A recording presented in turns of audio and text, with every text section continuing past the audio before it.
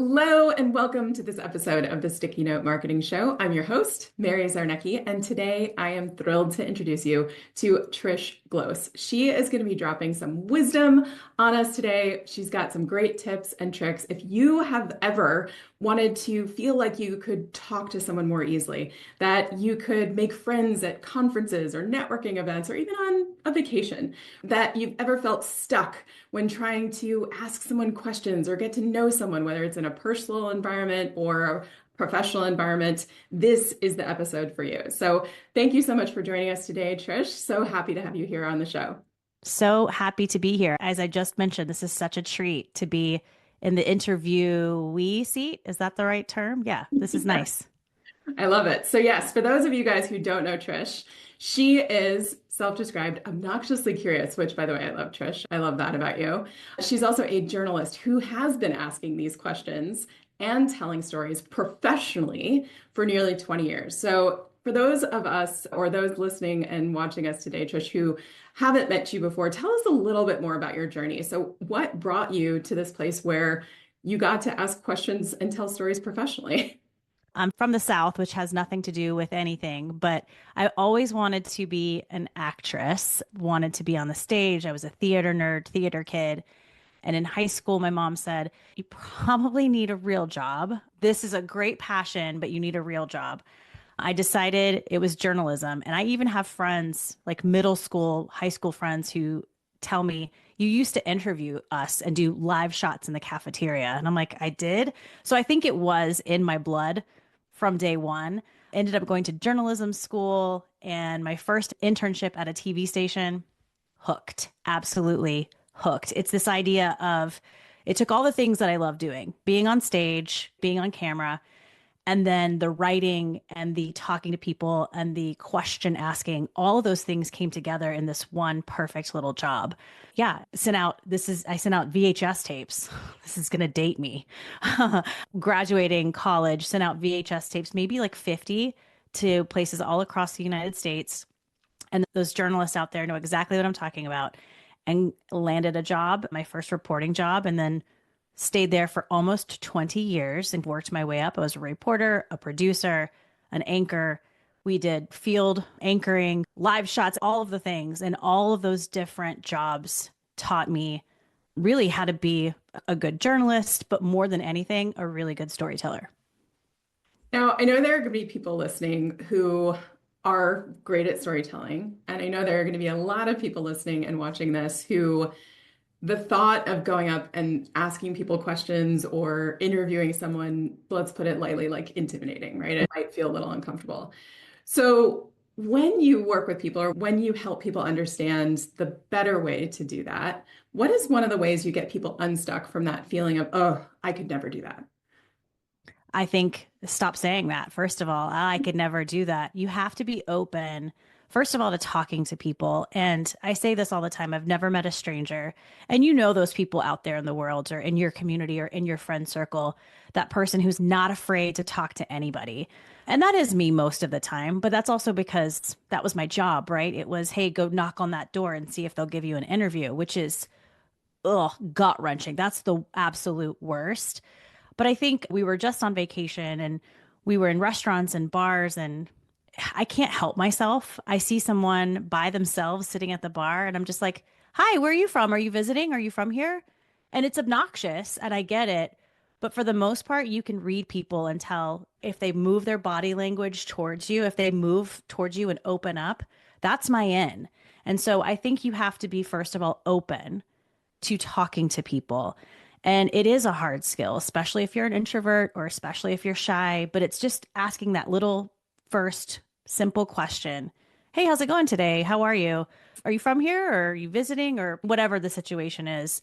The first question I ask on my podcast is, "Where are you from originally?" I think that opens up so much and you really start to get in to finding out more about this person that's in front of you. I think you highlight something that's really important too, is it's what I'm hearing you say is it's that curiosity about them. It's less about a feeling of, oh, I have to sound impressive or I have to ask the right question. You just mentioned ask the easy question. Yep. Ask the easiest question for them to answer. Just to test the waters, just to get comfortable with each other. And then ask that easy question. And then my number one rule for interviewing is listen. Stop talking, stop feeling like you have to interject. If I'm the one interviewing, this isn't about me, right? It's about the person that I'm talking to. So I have to take myself out of the equation. Conversation skills, like you may want to interject something that's a similarity or something that's you feel to make them feel like they're included in the conversation. But for the most part, I always tell people when you're interviewing, stop talking. Stop talking. You ask the questions, you listen, and then let the conversation go from there. I feel like I shouldn't say anything. I know, right? I know, but it's true. You really listening. There's so many, I see so many interviewers on major networks and major talk shows, and it drives me bananas. This is not about you. It's about your guest. And I'm sorry, I don't want to hear about your experience in whatever. I want to hear the person that you've asked on your show. That's just my number one rule is to listen. No, I think most of us need to listen more and better in a lot of situations, but I'm definitely hearing that for the interviews. Yeah.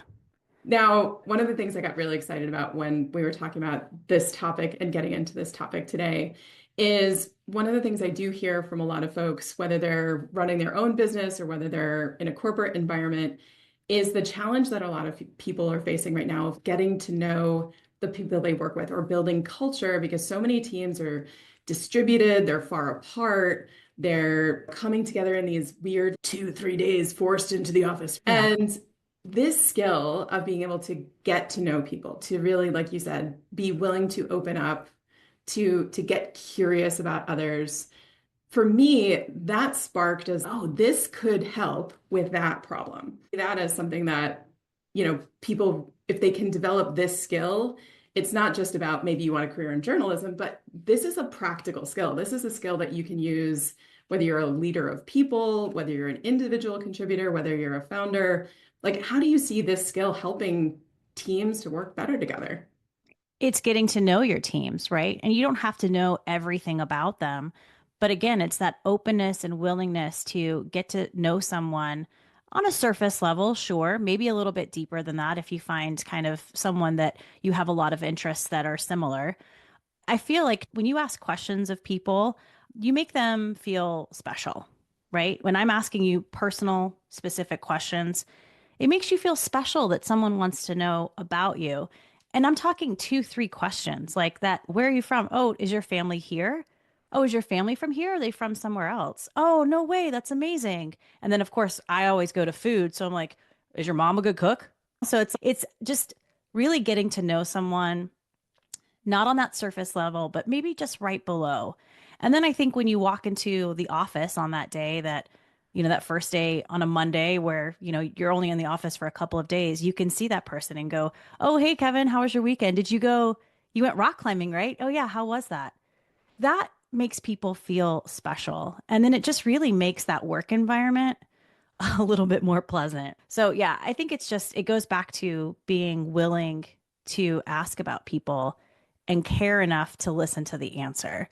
If you don't, we all know those people, like they're just on the outside of the circle, and that's fine. That's absolutely fine. But if you want to make the workplace a little bit more interesting or pleasant, day to day more pleasant, it's really just about being open and willing to listen to people. Now, you mentioned something too, which I thought was interesting, that you obviously are very skilled at, right? Because you've trained, you've practiced, you've done this, but noticing not just what they say, but the body language, right? That tip you mentioned about maybe ask an easy question. If they turn to you, that's your end. They're willing to answer some questions, or they're at least curious, versus if they turn away and then they keep sipping their drink. So what mistakes are people making like that they're not picking up on, like the body language? What other mistakes are people making when they're trying to do this? Such a good question. And you do this so well. And I would teach my reporters this when I was back in the newsroom. You have to listen with your eyes too, right? And so I've been watching you as I'm talking. You're doing that right there. You're smiling, you're nodding your head. You're not really saying anything, but you are saying things with your face. Your eyebrows are going up when it's like, what? But you're not like, oh, no way. That's crazy. That happened to me too. You're just like that, right? You're listening, you're nodding. I'm engaged right here with you, eyeball to eyeball. It drives me crazy when someone asks me a question and then their eyes start to do this and, Um, oh, yeah. Mm-hmm. I'm just going to stop. I'm just going to stop wasting my words. I don't want to share my story with someone who's not willing to listen to me. And so, why would anyone want to tell me their story if I'm looking over here? Or another big one is if you're on your phone, you ask somebody a question and then they pick up their phone. It's wow, I'm boring. So, I think it's about looking at them. And yeah, it's like kind of the head nod occasionally. If they say something funny, smile, laugh, keep listening. But it's eye contact is a big one for me because, as I just said, you listen obviously with your ears, but you also listen with your eyes too. Well, and I think it's the two parts of it, right? So you as a listener, we as humans, you know me, I like geeking out on the behavior of stuff. I'm a bio major, I can't help it. As humans, we think we're good listeners, but we're terrible. We're terrible. That's why I Terrible. forget directions before you've even finished giving them to me. So I hear you that like it's helping you as the listener, right? Because I'm actually tuning in. I'm less likely to already be thinking about what I'm going to say next while you're still speaking. But it's also, I think what you're saying, or what I'm hearing you say, is that it's giving safety to the speaker, right? So if you're trying to get someone to open up and you're making them feel unsafe or unwanted or unheard, Mhm. why would they, like you said, spend any more of their words on you? Yeah, that just gave me goosebumps because it's true. If you're locked in, the words that you're giving to me, the story that you're telling me right now, I'm taking that and I'm listening to it because I've asked you this question. My dad does this to me and it drives me crazy. He'll ask me a question and then he starts answering my question. And I'm like, or his question to me. And I'm like, dude, do you not want me to, do you not want to know? And yeah, I think I love that safety. You're providing that kind of like safety for the person that you're talking to that, hey, I've asked you this question and I'm here with you and I'm here for the answer and I'm listening to you. So I love that. Yeah, that's absolutely 100% the case. I love that. Now, Yeah. I know we just talked about opening people up, but all great conversations have to come to a close at Yeah. a point, right? So I'm imagining some of the folks listening to this and watching this might want to be using this. Like you said, maybe it's on a personal vacation, right? They want to meet people. Maybe it's at a networking event or like the Amazing Women in Wine conference that Yes. Amazing is working on. But the conversation might have to end. And we don't want to be that person, like you said, half listening, half looking for the next person we want to go talk to. Yeah. How do you, with authenticity, with not making them feel less than, wrap an interview or wrap this Hmm. conversation, but feel good about it? Like, how do you do that? Yeah. I'm still working on that. I'm the worst. I'm actually the worst. My husband calls me a social butterfly because we'll be at events. I see someone, I go talk to them, and then I'm just like, oh, I'll be right back. And then I'm off and he's still talking to this person. And then he finds me later. He's like, thanks a lot. And I'm like, I know, I'm so sorry. I'm working on it. I'm working on it.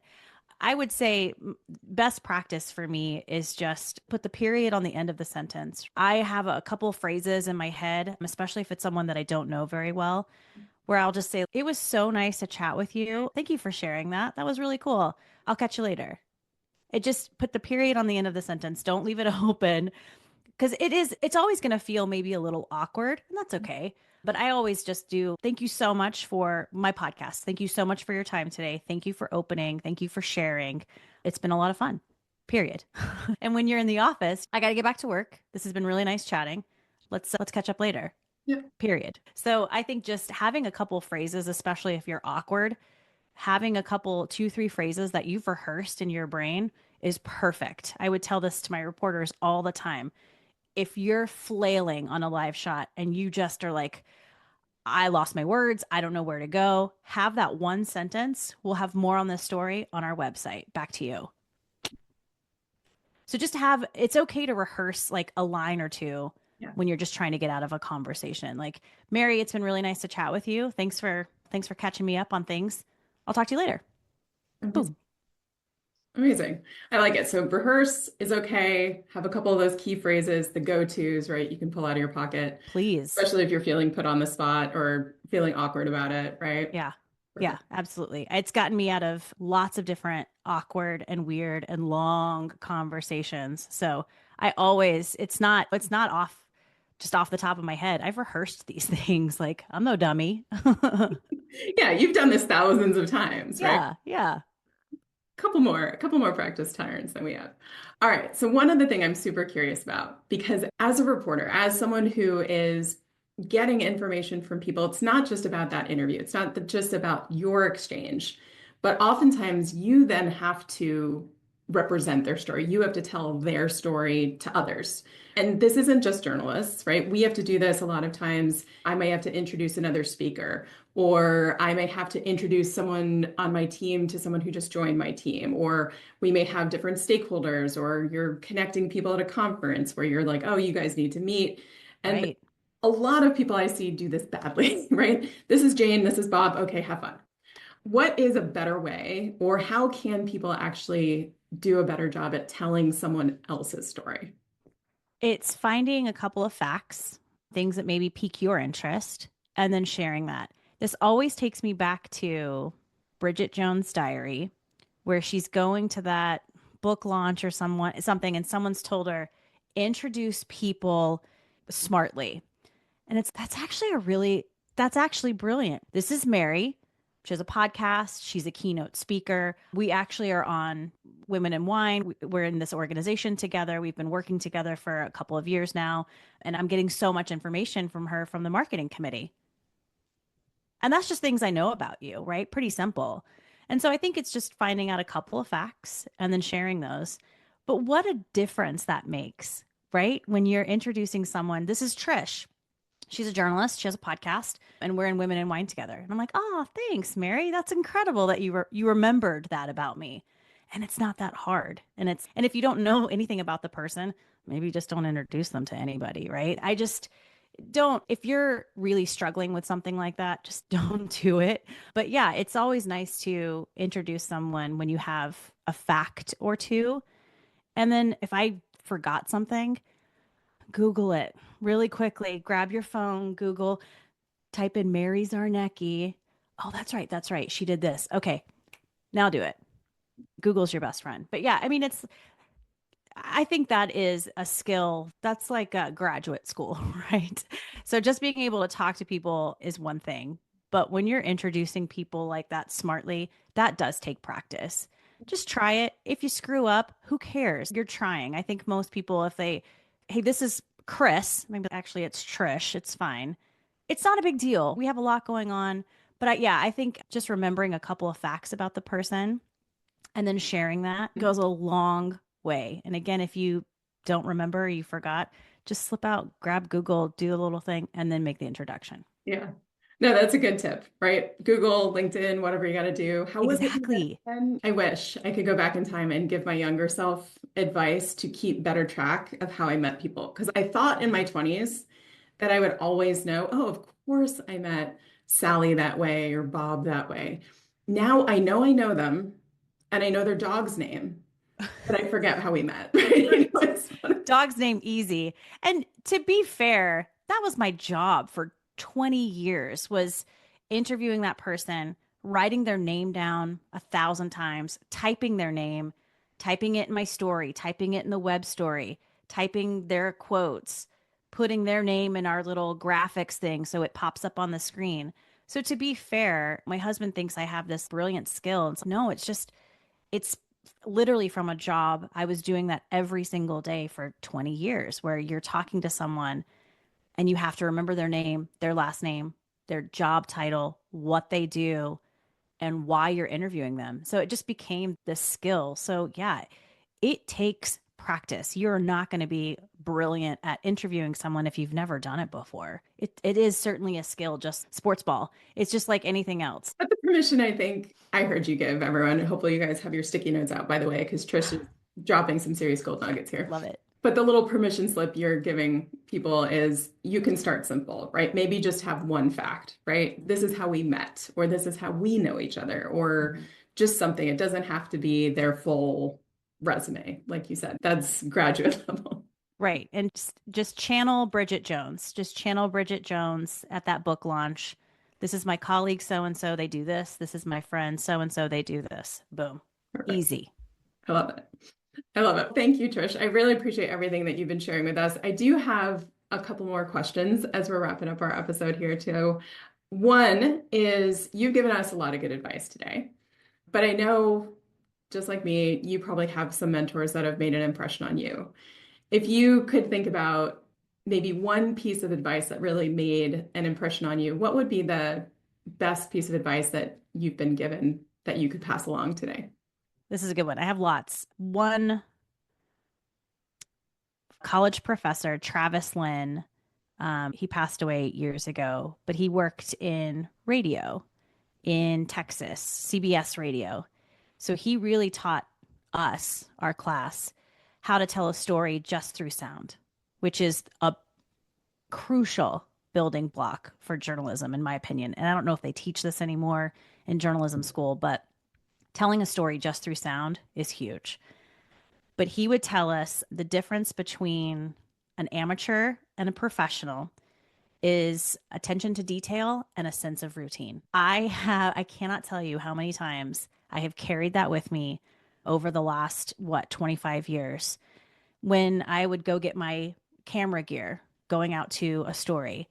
Attention to detail and a sense of routine. So I'm checking my batteries, I'm checking my mics to make sure everything's working. Do I have my tripod? Yes, I've left my tripod at the station an hour and a half away when I was on a fire. So yes, I have done that. And it was the only time I ever did it. So that attention to detail and a sense of routine, where I think that says it all. It's this idea, and you carry that over everywhere, right? So paying attention to the minor details, whether you're doing a podcast interview or you're going to work or you're presenting at a conference, it is attention to those little tiny details and the sense of routine. Because when you have a sense of routine, then that really truly does separate the amateurs from the professionals. I love that. It's good advice. That is really good. I'm now going to carry that with me. I like that. Because the sense of routine frees you up a little bit. It's less decision fatigue that you're absolutely every day. Absolutely. All right, last question. One thing I hear from a lot of people is, I just am so busy all the time. I have no time to inspire myself anymore. I've lost the fire. So how do you, because I know you're crazy busy, just like so many people today, you're managing so many different things. How do you stay inspired? Like, where do you find your sources of inspiration to keep the excitement up about what you do, about learning something new? Where do you find your inspiration?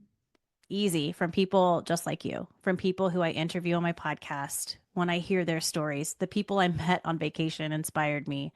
And we all have those days. And I always say, no one's that busy. I'm sorry. We're just not. We're not that busy. I have a bazillion projects. I'm not that busy. Take a day. If you're not feeling inspired, take that day off mentally, physically. Lay on the couch. Don't do anything. But tell yourself, tomorrow we're going to get some work done. And I think you will find that inspiration. I find my inspiration from other people when I'm hearing their stories about where they come from, what they wanted to do when they were little, their journey to get to where they are now. That is my biggest inspiration. I get so excited. I tell other people, oh my God, I interviewed this person today, and this is all the things that they told me, and it's amazing. I just did a story on a couple who own a winery and working ranch out in the Applegate Valley, and it's going to go up on my show on YouTube. And I have been editing this all week, and I cannot tell you how inspired I am. I reached out to their oldest daughter for pictures, and I'm in tears, like editing this. It's such a beautiful story, but that's where I get my inspiration, is from other people. And so I think that's obviously, that speaks to my passion in storytelling and in journalism. But I really do get inspired by other people's story and having them share their story with me, because that is, as you said earlier, that's risky. They have to really trust you with their words and their stories. So however you can find your inspiration, and if it's not coming to you, just take some time off. We need to give ourselves a little bit of grace when we are so busy and you're just not feeling it. Don't feel it. Just stop, chill, relax. It'll come. I love that. Thank you, Trish, so much. Thank you for sharing your inspiration with us. I know my sticky note is full, so I'm hoping everyone who's watching is taking notes. I know there are going to be light bulbs going off for people, questions that they want to follow up with you about. What is the best way for someone to find you online? Where should people go right after listening this to learn and get more Trish goodness? Yeah, website, trishglose.com, but my email is trish@trishglose.com. happy to answer any questions when it comes to interviewing people. And then just shameless plug, my YouTube channel. It's Hungry for More with Trish Glose. That's the actual handle. But that's where people will find my podcast and my new show that I just launched. Amazing. And we're going to include all of Trisha's links and connection points where we get to this, but tell us just a little bit more. Tell us a little bit more about your show. So, Hungry for More is my podcast. It's Hungry for More, an Epicurean's Dilemma. It's food and wine based podcast, but I always say it's my podcast and I'll do what I want. So I interview people who just are interesting to me and I think have a lot to give. And then recently, probably last September, I launched a show, Hungry for More, the show, very creative name. And it's food and wine based as well, but it really is this long form. It takes the long form interview and it puts me in their world. And I have them put me to work. I have them cooking for me and I get to eat it, which is fantastic. And then I really do get to know a little bit more about them. The episodes are like 20 to 30 minutes long. So they're pretty beefy, but I really try to get to the heart of these folks that I'm interviewing and why they do what they do. Amazing. And I have to say, after listening to you tell other people's stories and hearing your show, you guys need to go check these out. Thank you. Trish is a fabulous storyteller. So thank you. Thank you so much for sharing with us today and appreciate everything that you gave to our audience. This has been an absolute honor and such a treat. Thanks, Mary. Absolutely. And thank you guys for watching and listening this episode of the Sticky Note Marketing Show. If you enjoyed this, share it with a friend, like, follow, subscribe, ring the bell wherever you're watching from. And if you have questions or comments, reach out to Trish. If you would like to have us cover a specific topic, interview a specific person, drop a comment, reach out to my team, support@maryczarnecki.com. And we would love to feature your topic next on a future episode of the Sticky Note Marketing Show. Catch you on the next one.